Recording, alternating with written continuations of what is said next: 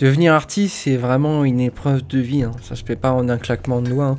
C'est quelque chose qui est vraiment très difficile.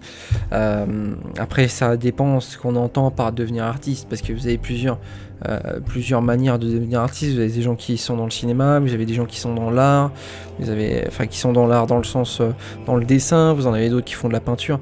Il y a vraiment différentes manières. Alors moi, ce dont je vais vous parler, c'est plutôt devenir artiste dans tout ce qui est graphisme et peinture et tout le reste. Tout d'abord, quand je me décris comme artiste, bon, personnellement je me décris comme artiste maintenant, puisque bon, ça fait déjà un bon bout de temps que j'apprends l'art et que je dessine et que je fais pas mal de choses.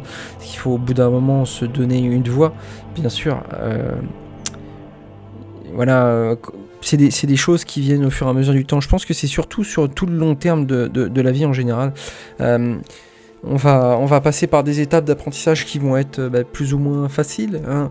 On va avoir une courbe de progression qui va être comme une vague. Ça va monter progressivement, ça va stagner.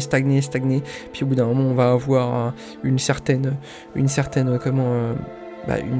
appréhension. On va se dire, ah putain, peut-être que c'est pas fait pour moi être artiste. Peut-être que c'est pas ce qu'il me faut.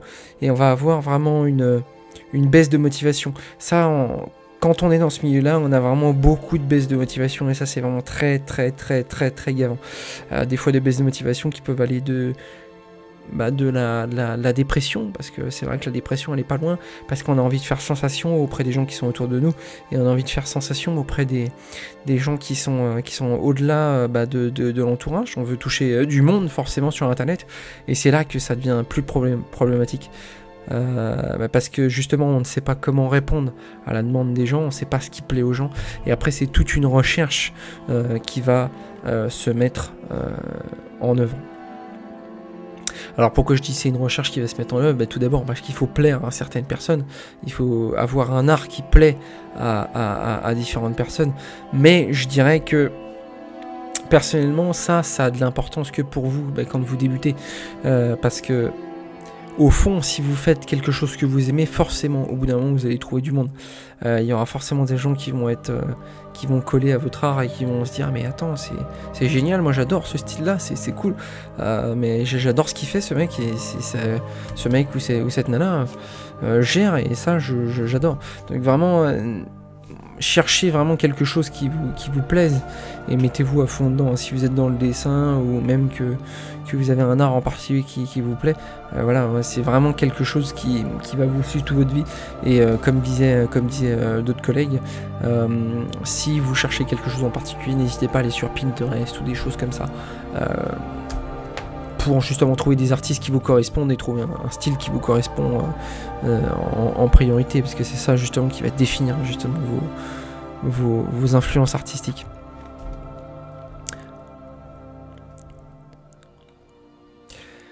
D'autre part, écoutez, quand on veut être dans le milieu, forcément, voilà, comme je disais, il y a des coups de dépression qui arrivent, il y a des moments qui vont pas être forcément très faciles à prendre en compte, parce que vous allez avoir pas mal de monde autour de vous qui vont dessiner mieux que vous, qui vont avoir un level qui va être carrément au-dessus de la normale, et que vous voulez dépasser. Et ça, c'est bien d'en avoir, parce qu'il faut avoir des objectifs dans la vie. Je pense que dans le dessin, il faut se mettre des objectifs, et il faut justement aller au-delà de ce que vous pouvez faire, parce que plus le temps va passer, et plus vous allez justement en vouloir plus. Vous allez vous dire, mais attends, là il y a un truc qui va pas, j'aimerais bien arriver à faire ce genre de truc là, et vous allez voir quelqu'un qui a un niveau de malade, et vous allez vous dire, bon ok, il faut que je surmonte ce truc là, et après vous allez vous entraîner, prendre du grade au fur et à mesure. C'est comme ça qu'en fait on arrive à atteindre un certain niveau dans ce milieu là, parce que si vous ne fixez pas d'objectif, c'est vraiment des choses qui vont vous suivre toute votre vie, puisque si vous fixez pas d'objectif, vous vous direz non, en fait j'arriverai pas à ce niveau là, il faut que j'arrive à persévérer et à sortir de ma zone de confort pour justement arriver à ce niveau en fait d'art.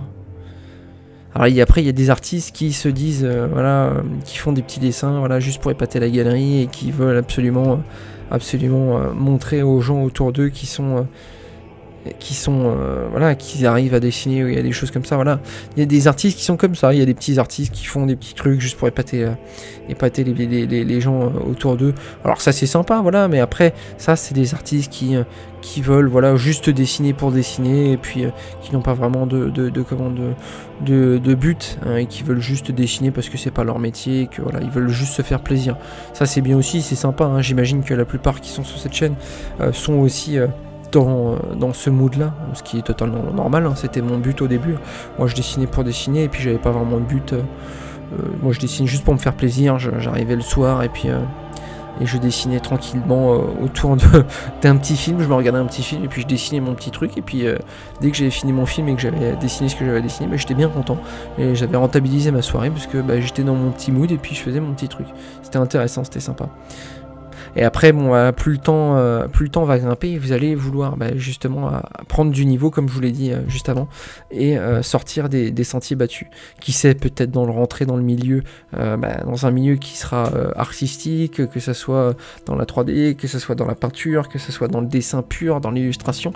Il y a différentes choses qui s'offrent à vous dans ce genre de choses, hein, parce que c'est vrai que quand on parle de l'art et devenir artiste, ça peut très bien être de la peinture, ça peut très bien être de la 3D, ça peut très bien être du dessin, de l'illustration, de la conception d'objets, il y a plein de choses. Alors moi particulièrement sur cette chaîne, comme vous le savez déjà, je traite beaucoup de tout ce qui est peinture, game art, 3D, illustration, tout ce genre de trucs là. Bon, après c'est vrai que je fais beaucoup de dessins, je fais beaucoup de vidéos de dessin. Je sais qu'il y en a beaucoup sur cette chaîne qui adorent les vidéos de dessin, qui adorent ce genre de choses là, mais peu à peu il va falloir que je me dirige vers aussi de la 3D pour élargir un petit peu le champ de vision de la chaîne, justement, pour que ça puisse plaire à tout le monde. Et puis qui sait, pour ceux qui dessinent et qui sont que dans le dessin, ça pourrait peut-être vous intéresser aussi de savoir comment ça se passe dans la 3D et comment on fait ce genre de choses là, comment tout se passe en fait dans les process de la 3D. Et je pense que vous seriez surpris de voir certaines choses venir sur la chaîne. Voilà, si vous êtes assez ouvert sur ce milieu-là, vous allez voir, il y a des choses qui sont assez balèzes. Alors, pour devenir artiste, ce que j'aurais à dire, c'est vraiment ouvrez votre cœur, ouvrez vraiment votre cœur pour vous améliorer. N'essayez pas de vraiment vous fermer et d'essayer de rester dans votre petite bulle, à ne pas essayer d'aller voir ce que font les autres. Voilà, c'est surtout sur ce genre de choses là que j'aurais à vous dire. N'essayez pas de ne pas aller voir les autres, essayez de vous inspirer, essayez de gratter à droite à gauche ce qui peut vous intéresser, d'aller sur Pinterest, de rechercher sur ArtStation, de rechercher sur Instagram. Instagram est un